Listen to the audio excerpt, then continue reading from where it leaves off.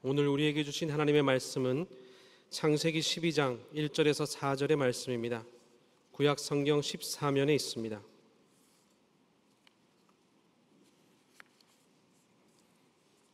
창세기 12장 1절에서 4절의 말씀을 제가 먼저 봉독해 드립니다. 여호와께서 아브라함에게 이르시되 너는 너의 고향과 친척과 아버지의 집을 떠나 내가 내게 보여줄 땅으로 가라. 내가 너로 큰 민족을 이루고 내게 복을 주어 네 이름을 창대하게 하리니 너는 복이 될지라. 너를 축복하는 자에게는 내가 복을 내리고 너를 저주하는 자에게는 내가 저주하리니 땅의 모든 족속이 너로 말미암아 복을 얻을 것이라 하신지라. 이에 아브라함이 여호와의 말씀을 따라갔고 롯도 그와 함께 갔으며 아브라함이 하란을 떠날 때에 75세였더라. 아멘. 이어서 고린도후서 4장 3절에서 7절 말씀을 제가 봉독해 드립니다. 만일 우리의 복음이 가리었으면 망하는 자들에게 가리어진 것이라.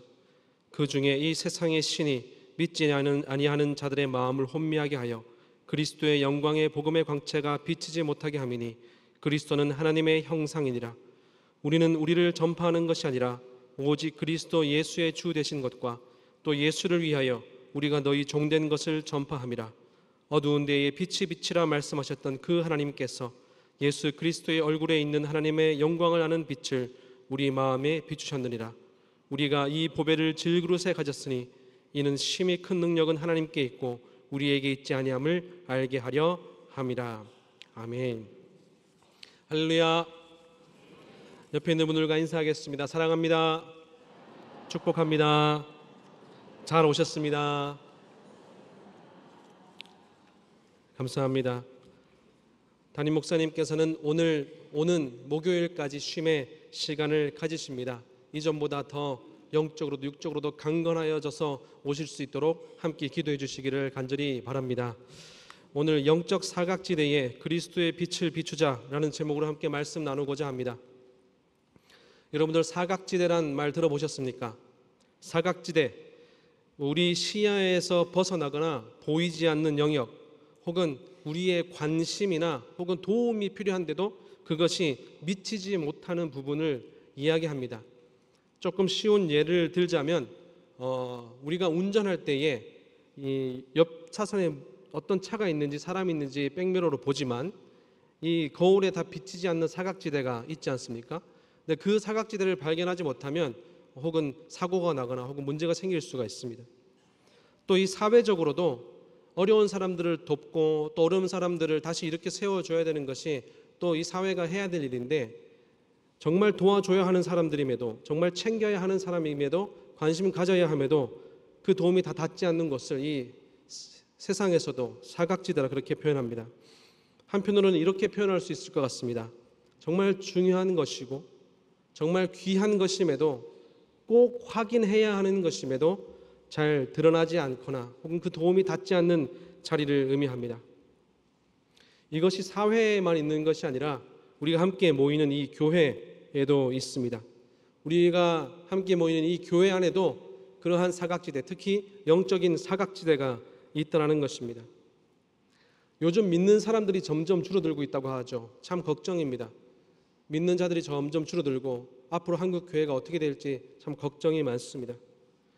그런데 이 줄어드는 사람들 중에서 특히 어떤 사람들이 더 이전보다 그 비율이 확 줄었냐면은 홀로 신앙생활하는 비율의 사람들이 이전보다 훨씬 많이 줄었다는 것입니다. 즉 모태신앙이거나 누구의 도움을 받아서나 누구의 인도함을 받아서 신앙생활을 시작하는 것이 아니라 주변에 어느 누구도 믿지 않고 주변에 어떤 도움도 받을 수 없지만 나 스스로 예수 그리스도를 믿겠다고 결단하고 다짐하는 사람들이 요즘 특히 줄어들고 있다는 것입니다. 그것이 특히 또 어디서 나타나냐면 우리 자녀들에게서 나타납니다. 어린이들 그리고 청소년들, 청년들에게서 그러한 일이 생긴다는 것입니다. 모태신앙을 가지고 또 여러 사람의 도움을 받아서 신앙생활하는 사람들은 쭉 유지를 해나가지만 한편으로 홀로 신앙생활하고 홀로 그 믿음을 지키고자 하는 사람들은 줄어들고 점점 없어지고 있다는 것입니다. 너무나 마음 아픈 일이죠. 또한 우리가 주변에 믿는 사람들이 있지만 여러 상처와 아픔, 이유 때문에 아직도 주님 앞에 나오지 못하는 사람들도 이전보다 더 늘고 있다는 것입니다. 이전에는 믿었으나 다시 그 발걸음을 주님 앞으로 옮기기에 힘겨워하는 사람들이 이전보다 더 늘었다는 것입니다. 교회에서는 전도하고 애쓰고 수고하고 봉사하지만 한편으로 그런 분들에게 있어서는 이 교회의 문턱이 참 넘기 힘든 높은 문턱임을 또 발견하게 됩니다. 예수님께서는 이 땅에 오셨을 때 가장 낮은 곳으로 오셨다는 것을 우리 너무나 잘 알고 있습니다. 가장 낮은 곳으로 오셨고 가장 그늘진 곳으로 오셔서 우리 가운데 함께하였습니다. 그 이유는 이 복음이라고 하는 것은 가장 낮은 자들도 볼 수 있고 가장 낮은 자들도 들을 수 있고 또 그늘진 곳에 있는 자들, 잊혀진 자들, 숨겨진 자들이라 할지라도 그 복음을 보고 듣고 믿을 수 있도록 주님께서는 가장 낮은 곳으로, 가장 천한 곳으로, 가장 그늘진 곳으로 오셨다는 것입니다. 우리 모두가 그것을 믿고 살아가는 사람들인데 아이러니하게도 오늘날의 교회의 문턱이 참 높습니다. 다시 결단하러 이 자리에 나오는 것이 정말 힘듭니다. 제가 청년부를 담당하고 있으면서 또 청년 새신자 청년들과 많은 이야기를 나눕니다. 청년뿐만 아니라 장년분들도 마찬가지겠죠. 여러 가지 이유로 다시 신앙생활을 하는 사람도 있고 어렸을 때 믿었다가 다시 신앙생활을 이어나가는 사람도 있고 또 방황하다가 돌아온 사람도 있고 다 각자 이유가 있습니다. 그런데 대부분의 이 새로운 청년들과 새로운 새신자분들의 공통점이 뭔가 하면 다른 교회 다니다가 오신 것을 제외하고 다시 결단하여서 이 예배 자리에 나오기까지 엄청난 결단과 다짐과 마음의 준비를 하고 왔다라는 것입니다. 쉽게 나온 것이 아닙니다.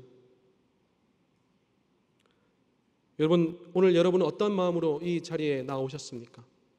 오늘도 마땅히 가야 하는 예배이고 또 하나님의 말씀을 기대하고 찬양을 기대하고 주신 은혜를 기대하며 우리는 감사함으로 이 자리에 나왔습니다. 그런데 한편으로는 이 영적인 사각지대에 있는 사람들은, 믿음이 연약한 사람들, 힘겨워하는 사람들은 이 예배의 자리로, 이 교회로 한 발걸음을 떼는 것이 그만큼 힘들다는 것입니다. 많은 결단이 필요하고 많은 다짐이 필요했다는 것입니다. 몇 달을 고민하고 마음은 떨리지만 두려움 가운데 찾아왔다 이야기한 청년도 있었습니다. 사랑하는 여러분, 우리가 이 교회의 문턱을 어떻게 낮출 수 있을까요? 우리가 노력한다고 해서 낮춰지면 먼저 진작 낮춰졌겠죠. 그런데 우리가 어떠한 노력을 하고 수고를 하고 선교를 하고 전도를 하는 것도 물론 중요하지만 가장 먼저 해야 할 것이 우리가 믿는 자로서, 그리스도인으로서 복음 위에 다시 견고하게 서야 된다는 것입니다. 믿는 자로서의 모습을 회복하여야 한다는 것입니다. 그리스도인의 모습을 우리가 회복하여야 한다는 것입니다. 여러분, 연약한 사람들이 어떻게 처음부터 하나님의 말씀을 듣고 하나님의 살아계심을 처음부터 경험할 수 있겠습니까? 하나님께서는 자기를 믿고 자기를 위해서 섬기는 그리스도인들을 통하여서 하나님을 나타내시고 예수 그리스도를 보이십니다. 그 어려운 발걸음으로 영적인 사각지대에서 우리 공동체로 왔을 때에 가장 먼저 보이는 것은 바로 우리의 모습이겠죠. 그러한 우리의 모습을 통하여서 예수 그리스도께서 하나님의 그 은혜가 드러나려면 우리가 다시 복음 위에 서고 다시 예수 그리스도를 믿는 믿음으로 견고해져야 한다는 것입니다. 사랑하는 여러분, 오늘 말씀을 통하여서 다시 복음 위에 다시 믿음으로 견고하여지겠다는 결단이 여러분들에게 주어지기를 간절히 소망합니다. 우리가 익히 잘 알고 있는 믿음의 조상 아브라함에 대한 말씀을 나누었습니다. 말 그대로 아브라함은 믿음을 대표하는 사람이었습니다. 위대한 사람이었죠. 그 아브라함의 믿음을 통해서 얼마나 많은 이들이 본을 받았습니까? 그런데 여러분, 이 아브라함도 홀로 선택할 수밖에 없는, 홀로 감당할 수밖에 없는 그런 영적인 사각지대에서 하나님을 만났다는 것입니다. 아브라함이 있던 고향 우르는 우상의 도시였습니다. 그 아브라함의 아버지도 우상을 만드는 일을 하였다고 하지 않습니까? 오늘 말씀의 창세기 말씀의 배경이 예수님이 오시기 전 2000년 전입니다. 그런데 예수님이 오시기 3000에서 3500년 전부터 이미 그 메소포타미아 지역, 이 오늘 우르라고 하는 그 갈대아 우르 지역에는 이미 수많은 우상들이 깊게 뿌리 내리고 있었다는 것입니다. 여러분, 100년, 200년 역사로 뿌리 내린 우상도 뽑기가 어려운데 3000년, 3500년 동안 자리 잡고 있던 그 우상을 어떻게 사람이 꺾을 수 있겠습니까? 정말 죄악의 자리, 고통의 자리였다는 것입니다. 그러나 놀라운 것은 그러한 가장 어둡고 가장 죄의 뿌리가 깊은 곳에 하나님의 말씀이, 하나님의 복음이 닿았다는 것입니다. 창세기 12장 1절 말씀에서는 이렇게 말씀하십니다. 함께 읽겠습니다. 여호와께서 아브라함에게 이르시되 너는 너의 고향과 친척과 아버지의 집을 떠나 내가 내게 보여줄 땅으로 가라. 아멘. 여러분, 이 그곳을 떠나라고 하는 말은, 이 말씀은 아브라함에게 복음과 같은 것이었습니다. 우리에게 죄를 떠나서 예수 그리스도를 믿음으로 구원받으라고 하는 그 복음처럼 이 아브라함에게 그 갈대아의 우르를 떠나라고 하는 것은 복음과 같았습니다. 그 복음의 말씀이 아브라함에게 닿은 것이지요. 육신의 모습으로 보면 그 갈대아 우르는 오랫동안 살던 삶의 자리, 고향이고 친척과 여러 가족들이 머물었던 자리이지만 영적인 눈으로 보면 죄의 자리, 우상의 자리, 멸망의 자리였다는 것입니다. 오랫동안 깊이 뿌리 박힌 곳에서 우상을 만들며 그 죄 가운데 거할 수밖에 없던 그곳을 떠나라 라는 하나님의 말씀이, 그 복음이 닿게 된 것입니다. 단순히 고향을 떠나라는 것이 아니라 오랫동안 가지고 있던 그 죄의 뿌리를 잘라내고 그곳을 떠나라는 것입니다. 죄로부터 떠나라는 것입니다. 사망으로부터 떠나라고 하나님께서 말씀하시는 것입니다. 아브라함은 그것에 순종하였던 것이죠. 어둠과 같은 영적인 사각지대에서 홀로 결단할 수밖에 없었습니다. 여러분, 떠난다는 것이 얼마나 힘든 것입니까? 우리가 이사를 하더라도, 우리가 삶의 거처를 옮긴다 해도 그것이 참 쉽지 않은 것을 느낍니다. 챙겨야 할 것도 많고 신경 써야 할 것도 많고 여러 가지 부분에서 챙겨야 하고 확인해야 될 것이 참 많습니다. 우리가 살아가는 그 삶의 자리도 하나 옮기는 것이 쉽지 않은 데에 죄의 뿌리를 거두어내고 그곳으로부터 벗어나는 것은 얼마나 힘들겠습니까? 창세기 11장 31절 말씀에 보면 이렇게 기록되어 있습니다. 데라가 그 아들 아브라함과 하란의 아들인 그의 손자와 롯과 그의 며느리 아브라함의 아내 사레를 데리고 갈대아인의 우르를 떠나 가나안 땅으로 가고자 하더니 하란에 이르러 거기 거류하였다. 여러분, 아브라함이 그곳을 떠나려고 처음 시도한 사람이 아니라는 것입니다. 이미 아브라함의 아버지가 자녀들과 가족들을 데리고 그곳을 떠나려고 하였지만 어떻게 되었다고 기록되어 있습니까? 하란에 거류하게 되었다. 물론 살고 있던 우르와 하란은 거리가 좀 떨어진 곳이지만 그 곳이 우상이 뿌리 깊이 박힌 메소포타미아의 지역 안에 있습니다. 사람이 죄의 자리를 벗어나기 위하여서, 사람이 그 죄의 자리를 털고 일어나기 위하여서 의지와 뜻으로 행하여도 그것이 정말 어려운 것임을 알 수가 있습니다.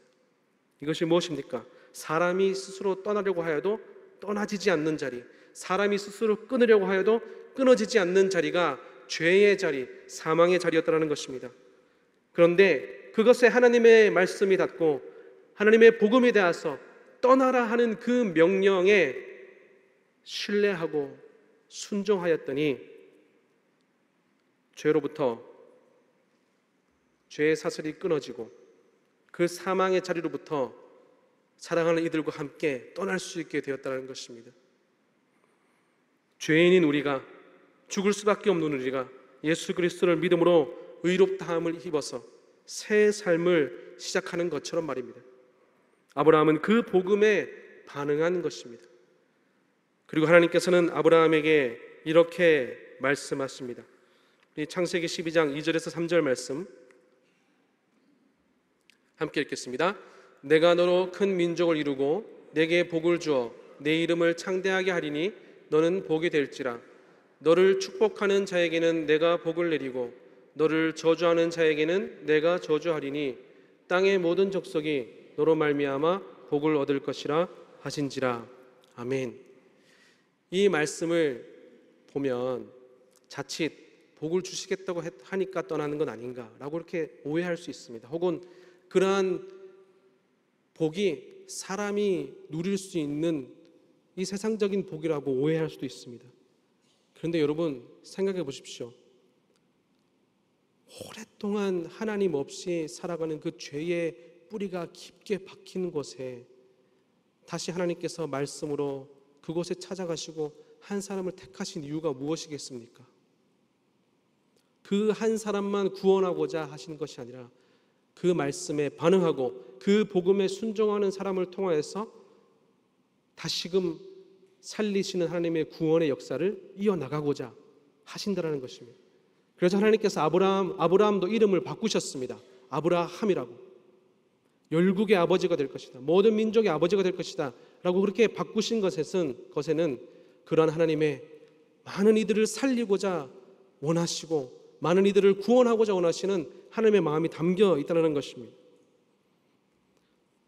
우상을 만들고 바벨탑을 지어 올리는 이 죄로 물든 세상 속에서 그 어둠 가운데에 다시 빛을 비춰주셔서 그 순종한 아브라함을 통하여서 다시 하나님의 역사를 이루어 가시겠다는 것입니다. 그래서 이 큰 민족이라고 하는 것은 단순히 아브라함의 자손들, 아브라함의 혈육들이 많아진다는 것만 의미하는 것이 아니라 하나님께서 살리시고 구원하시며 하나님의 백성으로 살게 하실 수많은 사람들을 의미하는 것입니다. 시작은 아브라함으로 시작되었지만 하나님께서 그 믿음에 순종하는 이들을 통하여서 살리실 수많은 사람들이 민족을 이루고 세상을 덮을 것이라고 그렇게 약속하신 것이죠. 아브라함에게 너의 이름을 창대하게 하여 주겠다라고 말씀하셨습니다. 그렇습니다. 아브라함의 이름이 높아졌지요. 그런데 그보다 더 높아진 것은 아브라함을 통하여서 또 그 믿음에 순종하는 자들을 통하여서 그들의 주가 되시는 여호와 하나님, 그 만군의 주 하나님의 이름이 더 높아졌다라는 것입니다. 복과 저주도 마찬가지입니다. 복음을 듣고 그 믿음 없는 사망의 자리에서 복음에 반응하여서 하나님의 말씀에 순종하여 살아가는 것을 진정 복으로 아브라함을 보고 믿는 이들을 보면서 하나님을 믿는 것을 복으로 받아들이면 그것이 그들에게도 복이 될 것이지만 그것을 하찮은 것으로 그것을 별것 아닌 것으로 받아들이면 그것은 저주가 될 것이다. 그렇게 말씀하고 계시는 것입니다. 창세기 12장 4절에도 나와 있지만 아브라함은 그러한 하나님의 말씀을 따라갔습니다. 이에 아브라함이 여호와의 말씀을 따라갔고 단순히 말의 명령이 아닙니다. 하나님께서 꿈꾸시는 구원의 역사를 듣고 믿음으로 순종하는 것입니다. 롯도 그와 함께 갔으며 사랑하는 이들과 함께 떠날 때에 나이가 75세였다고 합니다. 연약하여져도 힘이 없어도 그런 연약한 일을 믿음으로 이렇게 세우셔서 하나님의 구원의 사역을 이루어 가신 놀라운 하나님의 능력을 우리는 발견할 수 있습니다. 사랑하는 여러분, 어두운 가운데에 빛이 비춰지고 사망 가운데에 예수 그리스도의 복음이 닿는다는 것은 정말 놀라운 기적입니다. 정말 기적과 같은 일입니다. 우리가 복음을 믿고 그리스도로 산다는 것이 얼마나 놀라운 일인지 여러분들은 나에게 있어서 가장 큰 기쁨이자 내 삶에 있어서 가장 큰 이유이자 오늘도 나를 살게 하시는 그 하나님의 능력이 예수 그리스도의 은혜로 나를 용서하신 그 사랑이고 복음임을 믿으십니까? 하나님의 말씀이 한 생명에게 복음으로 심겨졌다는 일이 얼마나 놀라운 일인지 우리는 아브라함을 통하여서 알 수 있습니다. 단순히 내가 믿는 것으로 끝나는 것이 아니라 나를 통하여서 구원의 사역에 동참하게 하셔서 한 생명 한 생명을 또한 살려가시는 그 놀라우신 하나님의 은혜를 입고 살아가게 하신다는 것입니다. 여러분, 나에게 온 믿음이, 나에게 온 신앙이 내가 교회를 다니면서 예수 그리스도를 믿는 것이 자연스러운 것이고 거저 주어지는 것이고 또 마땅한 것으로 여겨질 때가 있습니다. 그런데 우리에게 주어진 이 복음이 나에게 오기까지 얼마나 이름도 없이 빛도 없이 어둠 가운데에서 예수 그리스도의 복음을 품고 그 영적인 사각지대에서 믿음을 지켜간 이들이 있었기에 지금 그 복음이 우리에게 오는 것 아닙니까?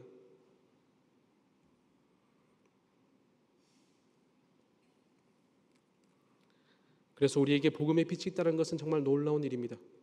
세상 어떠한 것으로도 바꿀 수 없는 하나님의 은혜입니다.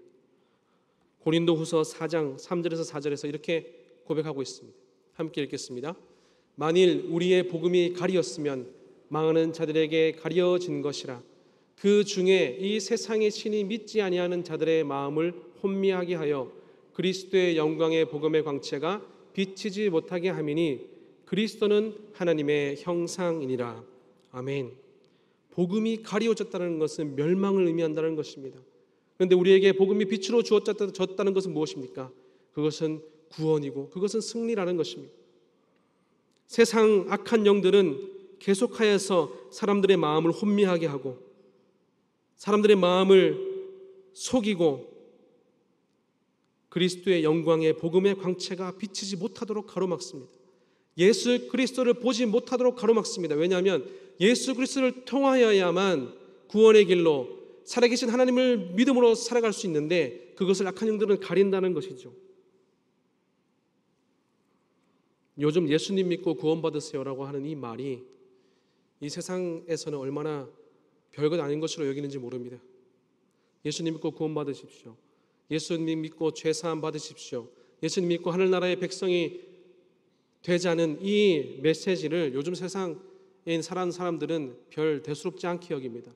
시덥지 않은 이야기로 받아들입니다. 또 예수 천당 불신지옥 같은 소리를 한다고 하며 손가락질할 수도 있습니다. 마음 아프게도 믿는 분들도 가끔 그런 생각을 하실 수 있습니다. 우리가 예수 그리스도를 믿는 것이 가장 중요한 것이고 예수 그리스도를 믿고 구원받은 것이 우리에게 있어서 가장 귀한 것이다라고 이야기하면 똑같은 말 또 한다고 생각할 수도 있고 또 그거 다 아는 것인데 라고 생각할 수 있습니다. 예수 그리스도를 믿음으로 구원을 얻는다 이 소리를 악한 영들은 가로막습니다. 그 빛이 닿지 못하도록 가립니다. 믿는 자들, 믿지 않는 자들 모두의 마음을 혼란하게 하여서 그 복음의 빛이 비치지 못하도록 가로막습니다. 우리는 그러한 영적인 대상들과 싸워 나가고 있습니다. 그런데 여러분 우리가 좌절하지 말 것은 그것이 감추어진다고 감추어지겠습니까? 어떠한 사망이 어떠한 어둠이 예수 그리스도의 빛을 감춘다고 한들 그것이 감추어지겠습니까? 죽음을 이기시고 사망 권세를 이기시고 부활하신 그 예수 그리스도의 빛은 어떠한 사망도 권세도 악한 영들도 가릴 수가 없는 것입니다. 그래서 그것이 나에게 지금 주어져 있는 것이지요. 하나님께서 하고자 하시면 이루어지는 것입니다. 태양은 가리워지면 어둠이 오고 세상의 빛은 숨기면 찾을 수 없겠으나 예수 그리스도의 빛을 하나님께서 나타내고자 하시면 어떠한 것도 막을 수가 없는 것입니다.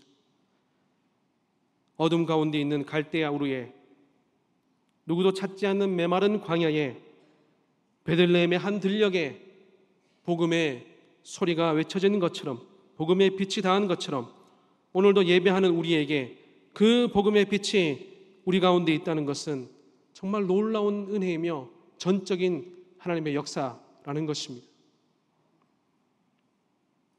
우리 중에도 많은 이들이 부모님이 믿고 어릴 때부터 교회 다녀서 자연스럽게 믿게 된 분들 많습니다. 그것이 잘못은 아닙니다. 저 또한 마찬가지입니다.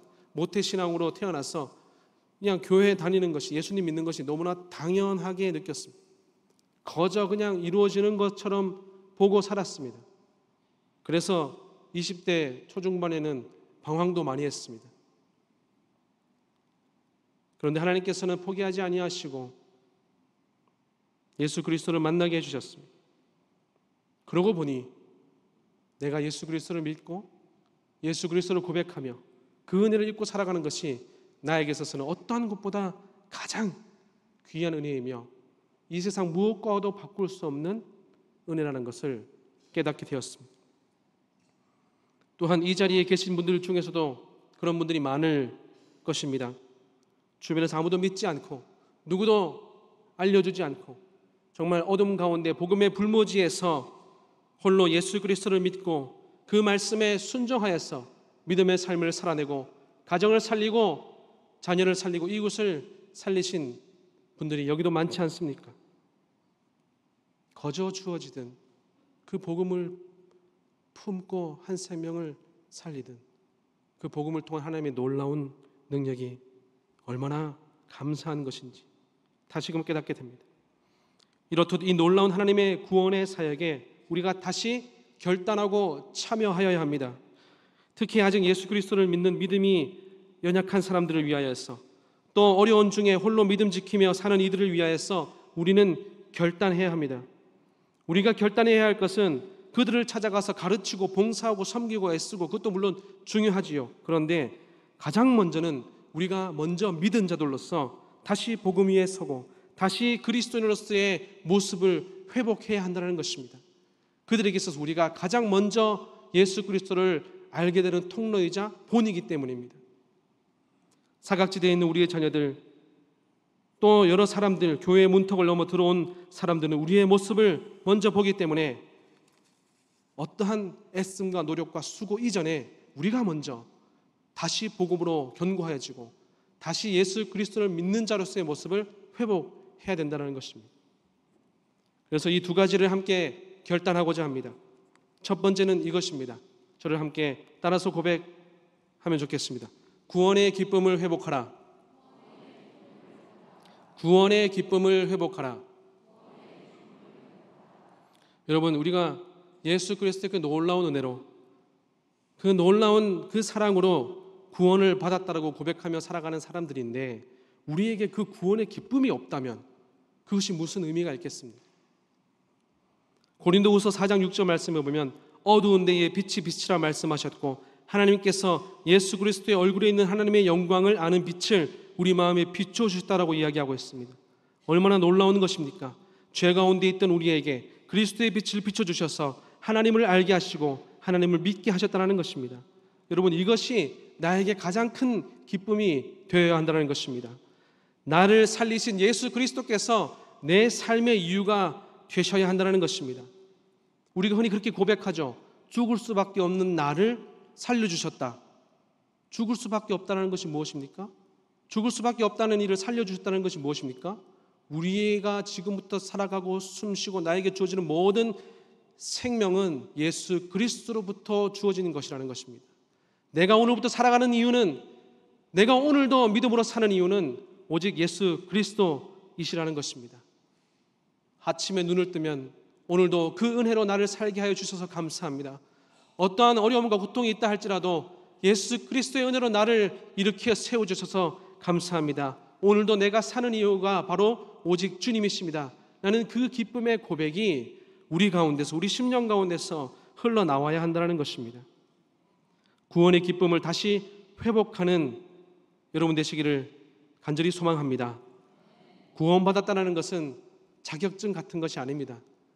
딸 때는 애를 쓰고 따놓고 그것이 어디 있는지 모르는 그러한 것과는 비교할 수 없는 것입니다.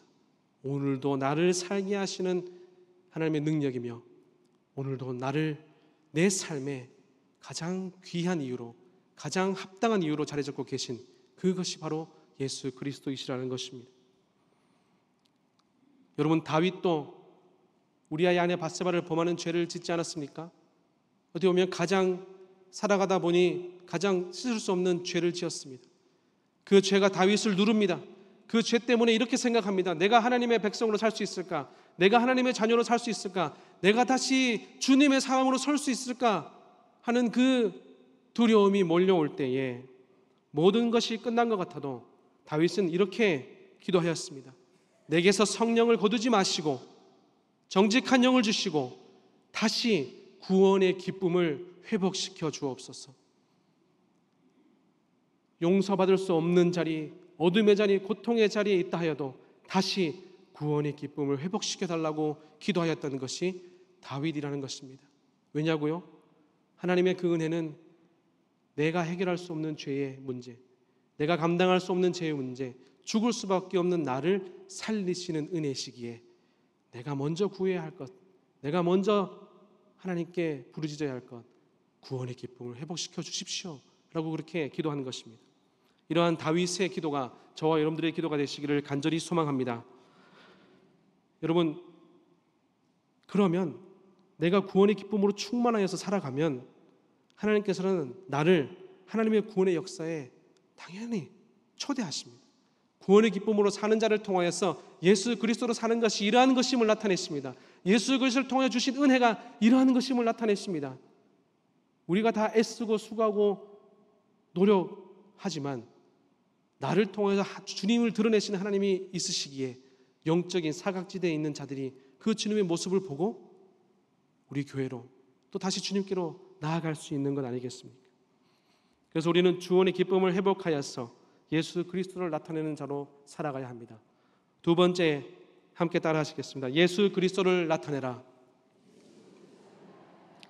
우리는 구원의 기쁨을 회복하여서 예수 그리스도를 나타내는 사람이 되어야 합니다. 우리에게 하나님께서 예수 그리스도의 빛을 주셨다고 합니다. 우리는 그 빛을 품고 살아가는 사람들입니다. 그래서 예수님께서도 그렇게 말씀하셨죠. 너희는 세상의 빛이다. 예수 그리스도의 빛이 닿은 이들, 예수 그리스도의 그 복음을 품고 살아가는 이들에게 너희는 세상의 빛이라고 그렇게 말씀하십니다. 그렇다면 그 빛으로의 역할이 무엇입니까? 요즘은 불빛이 많아서 잘 그렇지 않지만 밤에 안 보이면 전등이나 이런 거 들고 나가서 이렇게 다니잖아요. 이 불빛을 비추면 불빛을 보는 것이 아니라 불빛이 비추어지는 것을 보고 걸어가죠. 이 후레쉬를 켜놓고 이렇게 보면서 다니는 사람은 없을 것입니다. 빛은 자기를 드러내는 것이 아니라 빛으로 비추는 대상을 드러내는 것입니다. 예수님께서 자기는 죄인으로서 십자가에 죽으셨지만 그 죄로 인해 구원받은 우리를 빛으로 비추셨던 것처럼 이제는 우리가 그 빛을 품고 있으니 나를 통해서 누구를 비춰야 된다는 것입니까? 예수 그리스도를 비추는 사람으로서 살아가야 된다는 것입니다. 그래서 고린도후서 4장 5절에서 이렇게 말씀하고 있습니다. 우리 함께 읽겠습니다. 우리는 우리를 전파하는 것이 아니요 오직 그리스도 예수의 주 되신 것과 또 예수를 위하여 우리가 너희의 종된 것을 전파함이리라. 아멘. 나를 통하여서 오직 주님께서 나의 생명 되시고 주인 되시며 나의 삶의 가장 큰 기쁨과 이유 되심을 드러내고 또 내가 누군가의 종이 된다는 것은 예수 그리스도의 사랑으로 그 한 생명 한 생명을 위하여서 하나님께서 쓰시는 구원의 역사의 도구가 된다는 것입니다. 예수 그리스도의 그 구원의 은혜와 그 기쁨을 회복하여서 예수 그리스도를 드러내는 여러분들 되시기를 간절히 소망합니다. 그런데 그런 생각할 수 있습니다. 나는 부족한데, 나는 믿음이 약한데, 나는 예수님을 드러낼 만한 사람이 못 되는데 그렇게 생각하실 수도 있습니다. 저도 그런 생각을 합니다. 내가 무엇이기에, 내가 무슨 자격이 있기에, 내가 무엇인가 하나님께서 나를 이렇게 생각하실까?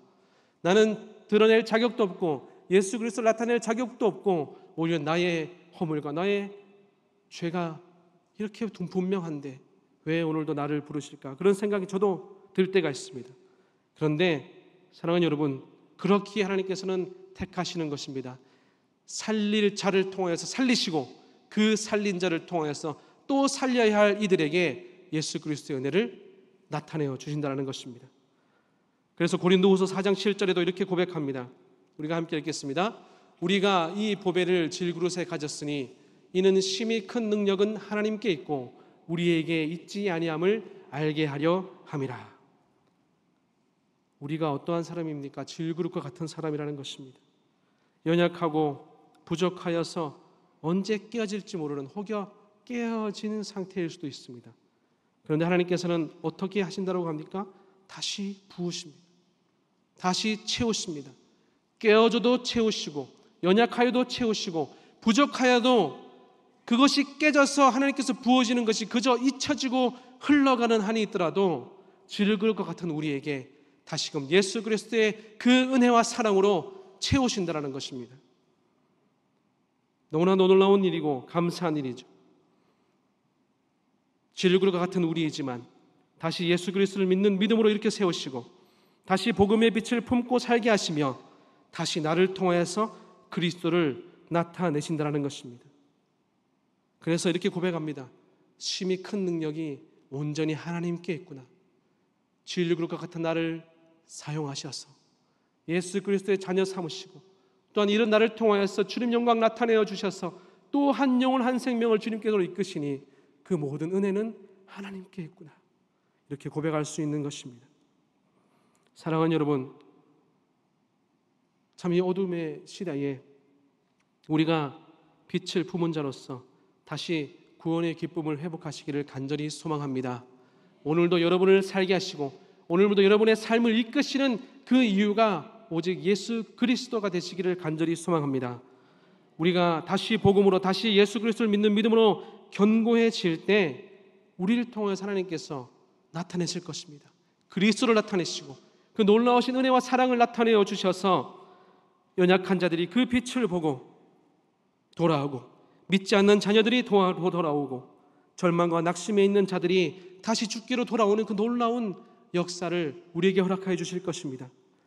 우리가 먼저 믿는 자로서 다시 구원의 기쁨을 회복하고 다시 예수 그리스도를 믿는 믿음으로 견고하여 져서 어떠한 죄의 자리, 어떠한 어둠의 자리, 어떠한 절망의 자리라 할지라도 우리를 통하여서 비추시는 예수 그리스도의 그 빛을 통하여서 한 생명 한 생명 다시 구원의 자리로 나아오는 은혜가 있기를 간절히 소망합니다. 결단하는 우리를 통하여서 어떠한 사각지대에도 예수 그리스도의 빛이 닿는 그러한 능곡교회 귀한 공동체가 되기를 주님의 이름으로 간절히 축원합니다. 아멘. 기도하겠습니다. 사랑의 주님, 오늘도 나를 구원받은 자로 살게 하심에 감사드립니다. 갈대아 우르와 같이 가장 어두운 곳에 하나님의 말씀이 전해지는 것처럼 메마른 광야에 복음이 외쳐진 것처럼 죄와 어둠 가운데 있는 우리에게 그리스도의 빛을 비추시는 은혜에 감사와 영광과 찬송을 올려드립니다.